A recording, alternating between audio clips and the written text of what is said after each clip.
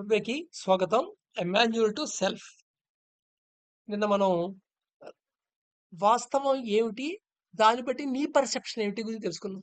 So perception అనేది ఏంటంటే ఆ ఉన్న సిచ్యువేషన్ బట్టి నువ్వు ఏం అర్థం చేసుకుంటున్నావు అనేది పర్సెప్షన్ అన్నమాట. సో పర్సెప్షన్ సింపుల్ సీయింగ్ కాదు, పర్సెప్షన్ అబ్జర్వేషన్ కాదు. సో అబ్జర్వ్ చేసిన విషయంలో నువ్వు ఏం కంక్లూజన్ మెంటల్ గా అవుతున్నావు, ఆ డేటా యొక్క స్ట్రక్చర్ని ఎలా మోడిఫై చేస్తున్నావు అనేది పర్సెప్షన్ అన్నమాట. సో మనం ఆబ్జెక్ట్ని ఎలా పర్సీవ్ చేస్తున్నప్పుడు వాస్తవానికి నువ్వు ఎలా జోడిస్తావో కొంత సమాచారాన్ని, అలాగే సబ్జెక్టివ్ పర్సెప్షన్ కూడా కొంత జోడిస్తావు. సో నువ్వు ఫస్ట్ థింగ్ నీ లోపలికి వచ్చే ఇన్ఫర్మేషన్నే సెలెక్టెడ్ ఇన్ఫర్మేషన్ లోపలికి వెళ్తుంది. Selected information from the external source. So external source నుండి లోపల ఇన్ఫర్మేషన్ వెళ్తుంది, మొత్తం ఇన్ఫర్మేషన్ వెళ్ళదు. కొంత సెలెక్ట్ చేస్తావు. సెలక్షన్ ఏమిటి? నువ్వు ఫస్ట్ బ్యాక్గ్రౌండ్ అండ్ ఆబ్జెక్ట్ ఎందుకు విడగొడతావు. ఆబ్జెక్ట్ని బ్యాక్గ్రౌండ్ నుండి ఒక బోర్డర్ లైన్తో, దాని కాంటూర్ అంటారు, ఆ కాంటూర్తో సెపరేట్ చేస్తావు. సో నువ్వు ఫోకస్ ఆబ్జెక్ట్ మీద పెడతావు, బ్యాక్గ్రౌండ్ వదిలేస్తావు. సో ఇక్కడ సెలక్షన్ ఆఫ్ ఇన్ఫర్మేషన్ అన్నమాట. ఈ సెలక్షన్ ఆఫ్ ఇన్ఫర్మేషన్ బయాసెస్ రూపంలో ఇన్ఫ్లుయెన్స్ చేస్తుంటుంది. మనకున్న బయాసెస్ మనకు తెలియదు. కొన్ని అన్కాన్షియస్లో ఉంటాయి, కొన్ని కాన్షియస్గా బయాస్లోకి వెళ్తావు కావాలని, దానికి జస్టిఫై చేస్తుంటావు. నువ్వు ఎప్పుడైనా ఒక బయాస్ విజన్లో అర్థం చేసుకున్న పర్సెప్షన్ని నువ్వు జస్టిఫై చేసావు అంటే అది అలా స్ట్రెంత్ అయిపోతుంది, స్ట్రాంగ్ అయిపోతుంది, ఇంకా ప్యాటర్న్ అలాగే చూడటం అలవాటు అయిపోతుంది. సో సెలెక్టెడ్ ఇన్ఫర్మేషన్ ఎక్స్టర్నల్ నుండే నువ్వు లోపల తీసుకుంటావు. నెక్స్ట్ తర్వాత దానికి పర్సెప్షన్లో కొన్ని యాడ్ చేస్తావు. నీ మైండ్ వచ్చేసి థాట్స్ ఉన్నాయే, థాట్స్ రూపంలో ఇచ్చేది ఆ ఇన్ఫర్మేషన్ అనమాట. ఈ రెండు ఇన్ఫర్మేషన్ నువ్వు ఎక్స్పీరియన్స్ అవుతుంటావు ఫస్ట్. సో ఎప్పుడైతే నువ్వు ఎక్స్పీరియన్స్ రెండు అవుతున్నావో, ఈ ఇంపల్సెస్ వస్తున్నాయి, సెలెక్ట్ చేసిన ఇన్ఫర్మేషన్ నీ మైండ్లోంచి థాట్ రూపంలోనే వస్తుంది దాని గురించి. సో ఈ రెండిటి ఒక మిక్సర్ మీద నీ అవేర్నెస్ డిస్ట్రిబ్యూట్ అవుతుంది. నీ యొక్క అవేర్నెస్ డిస్ట్రిబ్యూట్ అవుతుంది. సో అవేర్నెస్ ఎప్పుడైతే రెండింటికి డిస్ట్రిబ్యూట్ అయ్యిందో నీకు ఎక్స్పీరియన్స్ ఏదో కంటిన్యూగా చూస్తున్నట్టు కనిపిస్తుంది, కానీ రెండింటిని కలిపి ఎక్స్పీరియన్స్ అవుతుంటావు. సో విడివిడిగా ఎక్స్పీరియన్స్ కాలేదు కాబట్టి అది నీకు వాస్తవంలో అనిపిస్తుంది, నీకు అర్థమైనట్టు అనిపిస్తుంది. నీకు అర్థమైంది లేదు, అర్థమైన దాంట్లో నువ్వు అనుకున్నది, నీ ఒపీనియను, నీ యొక్క ఎజంప్షన్, నీ ఎక్స్పెక్టేషన్లు కూడా మిళితమై మిక్స్ అయిపోయి ఉంటుంది. ఈ సెపరేషన్ గుర్తించలేని స్థితి. So mixed as a single piece of information. దాని మీద ఆధారపడి నువ్వు బిహేవియర్, నువ్వు యాక్షన్ ఉంటుంది, ఫర్దర్ థాట్స్, ఫర్దర్ యాక్షన్ ఉంటుంది, బిహేవియర్ ఉంటుంది. ఇది 3A స్టేట్ అనుకున్నాం. ఎప్పుడైతే నీ అవేర్నెస్ లెవెల్ పెరిగిందో, డిగ్రీ ఆఫ్ అవేర్నెస్ పెరిగిందో, అవేర్నెస్ పెరగటం తగ్గటం, పెరగటం తగ్గటం, ఆసిలేషన్ జరుగుతుంటుంది. ఈ ఆసిలేషన్ కూడా స్లో అవుతుంది. ఎప్పుడైతే స్లో అయిందో ఎక్కువ అవేర్నెస్లో నీ ఎక్స్పీరియన్స్ జరుగుతుంది. సో దేర్ ఫోర్ ఎక్కువ అవేర్నెస్లో నీ మైండ్ నుండి వస్తున్న థాట్స్ని చూస్తావు, బయట నుండి ఆబ్జెక్ట్ వస్తున్న ఇంపల్స్ని చూస్తావు. సో ఎప్పుడైతే ఎక్కువ అవేర్నెస్ చూస్తావో నువ్వు రెండింటిని డిస్క్రిమినేట్ చేయగలుగుతావు. ఇది ఆబ్జెక్ట్ నుండి వస్తున్న ఇన్ఫర్మేషను, ఇది నేను అనుకున్న పర్సెప్షన్లో యాడ్ చేస్తున్నది, ఇది లోపల నుండి వస్తున్న ఇన్ఫర్మేషన్. సో నీ పర్సెప్షన్లో ఏదైతే ఇన్కరెక్ట్ ఉందో ఆ ఇన్కరెక్ట్ పక్కకి వెళ్ళిపోతుంది.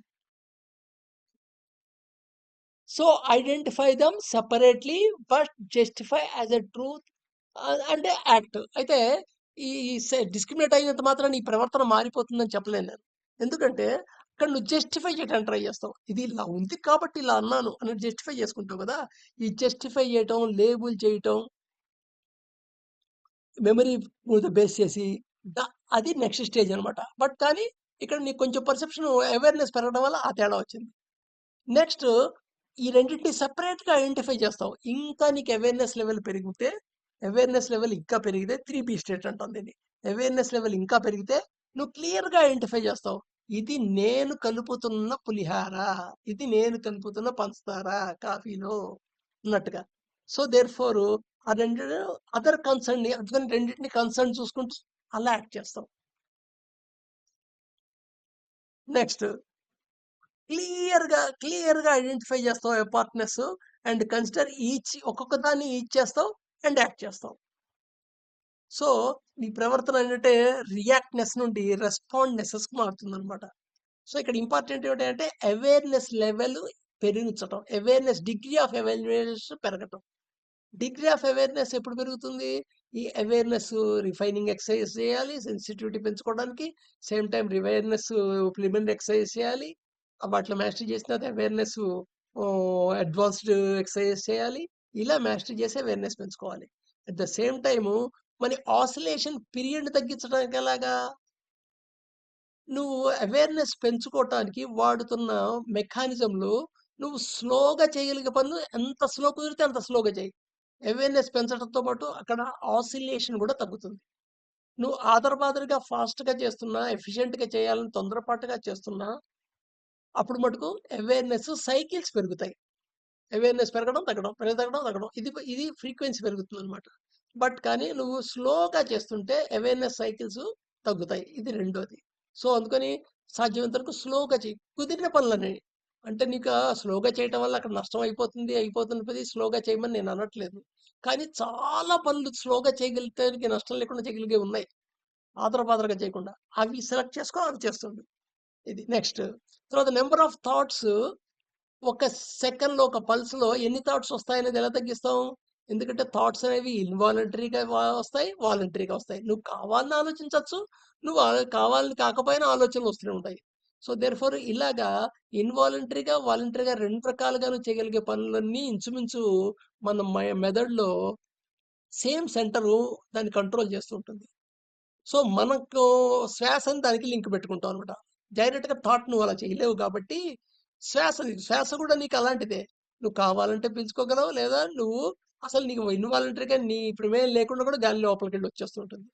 సో, దేర్‌ఫోర్ నువ్వు శ్వాసని రెక్టిఫై చేశావంటే ఆటోమేటిక్‌గా number of thoughts densities per పల్స్‌లో ఎన్ని థాట్స్ వస్తాయి అనేది కూడా తగ్గుతుంది. సో, దేర్‌ఫోర్ నువ్వు వాస్తవాన్ని వాస్తవంలా చూస్తావు. వాస్తవాన్ని వాస్తవంగా చూసినప్పుడు ఆటోమేటిక్‌గా నీకెవడు నీతులు చెప్పక్కర్లా, మొరాలిటీ చెప్పక్కర్లా. నీ యొక్క ప్రవర్తనే మారిపోతుంది.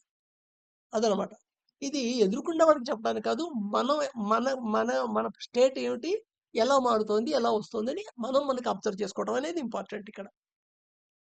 సో, క్లియర్ అయింది కదా! ఇది నెక్స్ట్ ఈ స్టేజ్ అంటే ఇది ఇనిషియల్ స్టేజ్. దీనివల్ల అంటే నీ పరిసరాలకి నీకు ఉన్న ఇంటరాక్షన్స్ రెక్టిఫై అవుతాయి. నీ సంబంధ బాంధవ్యాలు రెక్టిఫై అవుతాయి. నీ చుట్టుపక్కల ఉన్న ఎన్విరాన్మెంట్ కొంతవరకు మారుతుంది. నువ్వు వాళ్ళని మార్చట్లా. నువ్వు పర్సీవ్ చేసే ఎన్విరాన్మెంట్ మారిపోతుంది. ఎన్విరాన్మెంట్‌లో మారదు. కానీ నువ్వు పర్సెప్షన్ మారిపోతుంది వరల్డ్. నువ్వు చూస్తున్న ప్రపంచం మారిపోతుంది. ఆటోమేటిక్‌గా నువ్వు రెస్పాన్సివ్‌గా బిహేవ్ చేస్తుంటావు. First point. నెక్స్ట్ దీనివల్ల ఇంకోటేమిటంటే నీ సెల్ఫ్ నుండి వస్తున్న సిగ్నల్ తెలుస్తుంది. అంతవరకు నువ్వు సెల్ఫ్ అని గురించి సెల్ఫ్ అనేది ఒకటుంది. ఒక రియల్ సెల్ఫ్ ఉంది. అది నిత్యం ఉండేది. రియాలిటీ. దానికి సావు లేదు. దాన్ని ఏది చేయలేదు. అది ఎప్పుడు నిరంతరంగా ఉండేది. నీలో ఉండే దైవత్వం దాని నుండి వచ్చేదే. నీలో వచ్చే కంపాషనేషన్ క్యారెక్టర్, లవ్ అనే క్యారెక్టర్ దాంట్లో నుంచి వచ్చేదే అని చెప్పుకుంటామే. అది రియల్ సెల్ఫ్. ఆ రియల్ సెల్ఫ్ నుండి వస్తున్న సిగ్నల్ నువ్వు ఐడెంటిఫై చేసే అవకాశం వస్తుంది. నువ్వు సిగ్నల్ ఐడెంటిఫై చేశాక అది ఉంది అనేది ఆటోమేటిక్‌గా నువ్వు నీ అనుభవంలోకి వచ్చేస్తుంది.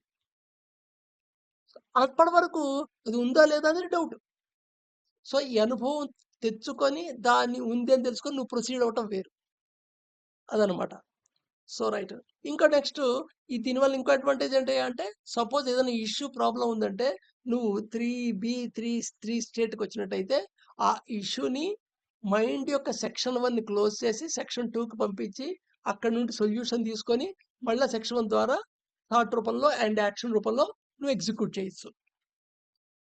So, therefore it is all about the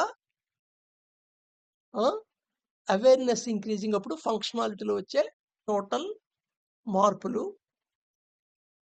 next రేపు చూద్దాం.